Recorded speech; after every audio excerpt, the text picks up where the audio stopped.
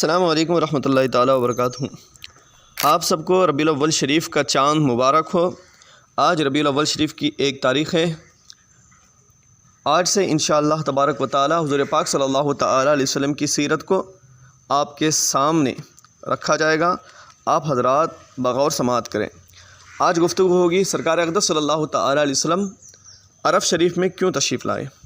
اگر ہم ملک عرب کو کرۂ زمین کے نقشے پر دیکھتے ہیں تو اس کے محل وقوع سے یہی معلوم ہوتا ہے کہ اللہ تعالیٰ نے ملک عرب کو ایشیا و یورپ اور افریقہ 3 بر اعظموں کے وسط یعنی بیچ میں جگہ دی ہے۔ اس سے بخوبی یہ سمجھ میں آ سکتا ہے کہ اگر تمام دنیا کی ہدایت کے واسطے ایک واحد مرکز قائم کرنے کے لیے ہم کسی جگہ کا انتخاب کرنا چاہیں تو ملک عرب ہی اس کے لیے سب سے زیادہ موزوں اور مناسب مقام ہے۔ خصوصاً حضور خاتم النبیین صلی اللہ تعالیٰ علیہ وسلم کے زمانے پر نظر کر کے ہم کہہ سکتے ہیں کہ جب افریقہ اور یورپ اور ایشیا کی 3 بڑی سلطنتوں کا تعلق ملک عرب سے تھا تو ظاہر ہے کہ ملک عرب سے اٹھنے والی آواز کو ان بر اعظموں میں پہنچائے جانے کے ذرائع بخوبی موجود تھے۔ غالباً یہی وہ حکمت الہیہ ہے کہ اللہ تعالیٰ نے حضور خاتم النبیین صلی اللہ تعالیٰ علیہ وسلم کو ملک عرب میں پیدا فرمایا اور ان کو اقوام عالم کی ہدایت کا کام سپرد فرمایا۔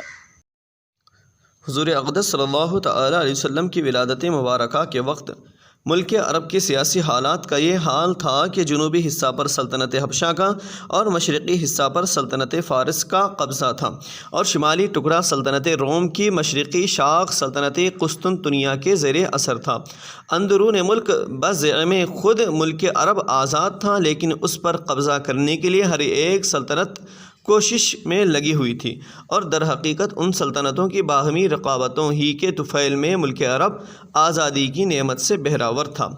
عرب کی اخلاقی حالت نہایت ہی ابتر بلکہ بد سے بدتر تھی۔ جہالت نے ان میں بت پرستی کو جنم دیا تھا اور بت پرستی کی لعنت نے ان کے انسانی دل و دماغ پر قابض ہو کر ان کو توہم پرست بنا دیا تھا۔ وہ مظاہر فطرت کی ہر چیز، پتھر، درخت، چاند، سورج، پہاڑ، دریا وغیرہ کو اپنا معبود سمجھنے لگ گئے تھے اور خود ساختہ مٹی اور پتھر کی مورتوں کی عبادت کرتے تھے۔ عقائد کی خرابی کے ساتھ ساتھ ان کے اعمال و افعال بے حد بگڑے ہوئے تھے۔ قتل و رہ زنی، جوا، شراب خوری، حرام کاری، عورتوں کو اغوا، لڑکیوں کو زندہ درگور کرنا، عیاشی، فحش گوئی، غرض کہ کوئی ایسا کام نہ تھا جو عرب والے نہ کیے ہوں۔ چھوٹے بڑے سب کے سب گناہوں کے پتلے اور پاپ کے پہاڑ بنے ہوئے تھے۔ بانی کعبہ حضرت ابراہیم خلیل اللہ علیہ السلام کے ایک فرزند کا نام نامی حضرت اسماعیل علیہ السلام ہے، جو حضرت بی بی ہاجرہ کے شکم مبارک سے پیدا ہوئے تھے۔ حضرت ابراہیم علیہ السلام نے ان کو اور ان کی والدہ حضرت بی بی ہاجرہ کو مکہ مکرمہ میں لا کر آباد کیا اور عرب کی زمین ان کو عطا فرمائی۔ حضرت ابراہیم علیہ السلام کے دوسرے فرزند کا نام نامی حضرت اسحاق علیہ السلام ہے، جو حضرت بی بی سارہ کے مقدس شکم سے تولد ہوئے تھے۔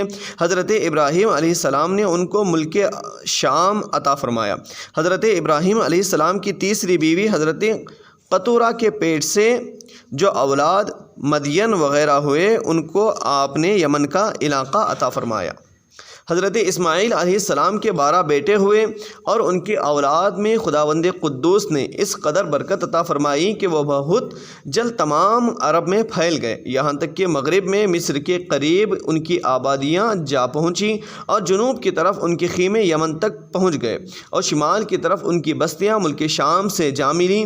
حضرت اسماعیل علیہ السلام کے ایک فرزند جن کا نام قیدار تھا بہت ہی نامور ہوئے اور ان کی اولاد خاص مکہ میں آباد رہی اور یہ لوگ اپنے باپ کی طرح ہمیشہ کعبہ معظمہ کی خدمت کرتے رہے، جس کو دنیا میں توحید کی سب سے پہلی درسگاہ ہونے کا شرف حاصل ہے۔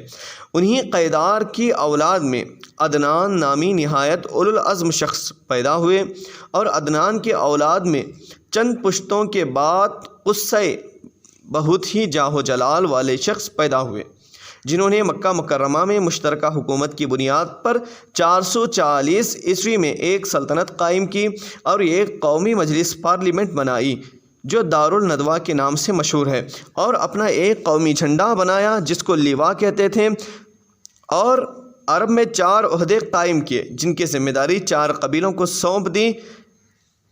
ایک ذمہ داری رفادہ کے حق میں، دوسری ذمہ داری آیا کے حق میں، تیسری ذمہ داری حجابہ کے حق میں، اور چوتھی ذمہ داری قیادہ کے حق میں۔ قصی کے بعد ان کے فرزند عبد مناف اپنے باپ کے جانشین ہوئے، پھر ان کے فرزند ہاشم، پھر ان کے فرزند عبد المطلب، ایک کے بعد دیگرے ان ایک دوسرے کے جانشین ہوتے رہے۔ انہی عبد المطلب کے فرزند حضرت عبداللہ ہیں، جن کے فرزند ارجمن ہمارے اور آپ کے آقا حضور رحمت للعالمین حضور محمد الرسول اللہ صلی اللہ تعالی علیہ وسلم ہیں، جن کی مقدس سیرت پاک کو ہم اور آپ سماعت کر رہے ہیں۔ حضور اقدس صلی اللہ تعالی علیہ وسلم کے والدین کا نسب نامہ کلاب بن مرہ پر مل جاتا ہے، اور آگے چل کر دونوں سلسلہ ایک ہو جاتا ہے۔ عدنان تک آپ کا نسب نامہ صحیح سندوں کے ساتھ باتفاق مورخین ثابت ہے۔ حضور پاک صلی اللہ تعالی علیہ وسلم جب بھی اپنا نسب نامہ بیان فرماتے تو عدنان تک ذکر فرمایا کرتے تھے، مگر اس پر تمام مورخین کا اتفاق ہے کہ عدنان حضرت اسماعیل علیہ السلام کی اولاد میں سے ہیں، اور حضرت اسماعیل علیہ السلام حضرت ابراہیم خلیل اللہ علیہ السلام کے فرزند ارجمند ہے۔ حضور اکرم صلی اللہ تعالی علیہ وسلم کا خاندان و نسب نجابت و شرافت میں تمام دنیا کے خاندانوں میں سے اشرف و اعلیٰ ہے، اور یہ وہ حقیقت ہے کہ آپ کے بدترین دشمن کفار مکہ بھی کبھی اس کا انکار نہ کر سکے۔ چنانچہ حضرت ابو سفیان جب وہ حالت کفر میں تھے، بادشاہ روم ہرقل کے بھرے دربار میں اس حقیقت کا اقرار کیا کہ ہوا فینا ذو نسب، یعنی نبی اکرم صلی اللہ تعالی علیہ وسلم عالی نسب اور عالی خاندان والے ہیں، حالانکہ اس وقت وہ آپ کے بدترین دشمن تھے اور چاہتے کہ اگر ذرا بھی کوئی گنجائش ملے تو آپ کی ذات پاک پر کوئی عیب لگا کر بادشاہ روم کی نظروں سے آپ کا وقار گرا دیں۔ مسلم شریف کی حدیث پاک ہے کہ اللہ تعالیٰ نے حضرت اسماعیل علیہ السلام کی اولاد میں سے کنانہ کو برگزیدہ فرمایا، پھر سرکار اقدس صلی اللہ تعالیٰ علیہ وسلم نے فرمایا اور کنانہ میں سے قریش کو چنا، اور قریش میں سے بنی ہاشم کو منتخب فرمایا، اور بنی ہاشم میں سے رب تعالیٰ نے مجھ کو چن لیا۔ یعنی کہ حضور اکرم صلی اللہ تعالیٰ علیہ وسلم کا خاندان اس قدر بلند و مرتبہ رکھتا ہے کہ کوئی بھی حسب و نسب والا اور نعمت و بزرگی والا آپ کے مثل نہیں ہے۔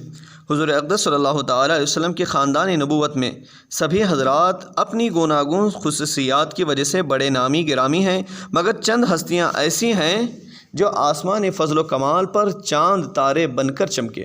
ان باکمالوں میں سے فہر بن مالک بھی ہیں، ان کا لقب قریش ہے اور ان کی اولاد قریشی یا قریش کہلاتی ہے۔ فہر بن مالک قریش اس لیے کہلاتے ہیں کہ قریش ایک سمندری جانور کا نام ہے جو بہت ہی طاقتور ہوتا ہے اور سمندری جانوروں کو کھا ڈالتا ہے۔ یہ تمام جانوروں پر ہمیشہ غالب ہی رہتا ہے، کبھی مغلوب نہیں رہتا، چونکہ فہر بن مالک اپنی شجاعت اور خودداد طاقت و قوت کی بنا پر تمام قبائل پر غالب تھے، اس لیے تمام اہل عرب ان کو قریش کے لقب سے پکارنے لگے۔ چنانچہ اس بارے میں ایک شعر بھی ہے، وہ قریش ہی التی تسکن البحر بہا سمیت قریش قریشن، یعنی قریش ایک جانور ہے جو سمندر میں رہتا ہے، اسی کے نام سے قبیلہ قریش کا نام قریش رکھ دیا گیا۔ حضور پاک صلی اللہ تعالی علیہ وسلم کے ماں باپ دونوں کا سلسلہ نسب فہر بن مالک سے ملتا ہے، اس لیے حضور پاک صلی اللہ تعالی علیہ وسلم ماں اور باپ دونوں کی طرف سے قریشی ہیں۔ حضور پاک صلی اللہ تعالی علیہ وسلم کے پردادا ہاشم بڑی شان و شوکت کے مالک تھے۔ ان کا اصلی نام عمرو تھا، انتہائی بہادر، بے حد سخی اور اعلیٰ درجے کے مہمان نواز تھے۔ ایک سال عرب میں بہت سخت قحط پڑ گیا تھا اور لوگ دانے دانے کو محتاج ہو گئے، تو وہ ملک شام سے خشک روٹیاں خرید کر حج کے دنوں میں مکہ پہنچے اور روٹیوں کا چورا کر کے اونٹ کے گوشت کے شوربے میں سرید بنا کر تمام حاجیوں کو خوب پیٹ بھر کر کھلایا۔ اس دن سے لوگ ان کو ہاشم، روٹیوں کا چورا کرنے والا، کہنے لگے، اور اسی وقت سے ان کا ہاشمی لقب پڑ گیا۔ چونکہ یہ عبد مناف کے سب لڑکوں میں بڑے اور باصلاحیت تھے، اس لیے عبد مناف کے بعد کعبہ کے متولی اور سجادہ نشین ہوئے۔ بہت حسین و جمیل اور خوبصورت تھے۔ جب سن شعور کو پہنچے تو ان کی شادی مدینہ میں قبیلہ خزرج کے ایک سردار عمر کی صاحبزادی سے ہوئی جن کا نام سلمہ تھا، اور ان کے صاحبزادے حضرت عبد المطلب مدینہ ہی میں پیدا ہوئے۔ چونکہ ہاشم 25 سال کی عمر پا کر ملک شام کے راستے میں بمقام غزہ انتقال کر گئے، اس لیے عبد المطلب مدینہ ہی میں اپنے نانا جان کے گھر پلے بڑھے، اور جب 7 یا 8 سال کے ہو گئے تو مکہ مکرمہ آ کر اپنے خاندان والوں کے ساتھ رہنے لگے۔ حضور اقدس صلی اللہ تعالیٰ علیہ وسلم کے دادا حضرت عبد المطلب کا اصلی نام شیبہ ہے۔ یہ بڑی ہی نیک نفس اور عابد اور زاہد تھے۔ غار حرا میں کھانا پانی ساتھ لے کر جاتے اور کئی دنوں تک لگاتار خدا کی عبادت میں مصروف رہتے۔ رمضان شریف کے مہینے میں اکثر غار حرا میں اعتکاف کیا کرتے تھے اور خدا کے یاد میں گوشہ نشینی اختیار کیا کرتے تھے۔ رسول اللہ صلی اللہ تعالیٰ علیہ وسلم کا نور نبوت ان کی پیشانی میں چمکتا تھا اور ان کے بدن سے مشک کی خوشبو آتی تھی۔ اہل عرب خصوصاً قریش کو ان سے بڑی عقیدت تھی۔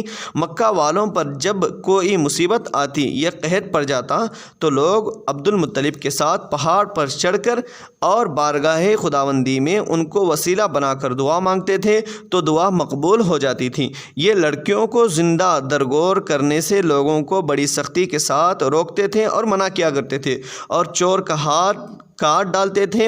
اپنے دسترخوان سے پرندوں کو بھی کھلایا کرتے تھے، اس لیے ان کا لقب مطعم الطیر پرندوں کو کھلانے والا ہے۔ شراب اور زنا کو حرام جانتے تھے اور عقیدے کے لحاظ سے موحد تھے۔ زمزم شریف کا کنواں جو بالکل پٹ پڑ گیا تھا، آپ ہی نے اس کو اثر نو کھدوا کر درست کیا اور لوگوں کو آب زمزم سے سیراب کیا۔ آپ بھی کعبے کے متولی اور سجادہ نشین ہوئے۔ اصحاب فیل کا واقعہ آپ ہی کے وقت میں پیش آیا۔ 120 برس کی عمر میں آپ کی وفات ہوئی۔ اللہ تبارک و تعالی ہم تمام کو سیرت رسول صلی اللہ تعالی علیہ وسلم سن کر اس پر عمل کرنے کی توفیق عطا فرمائے۔ السلام علیکم ورحمۃ اللہ تعالی وبرکاتہ۔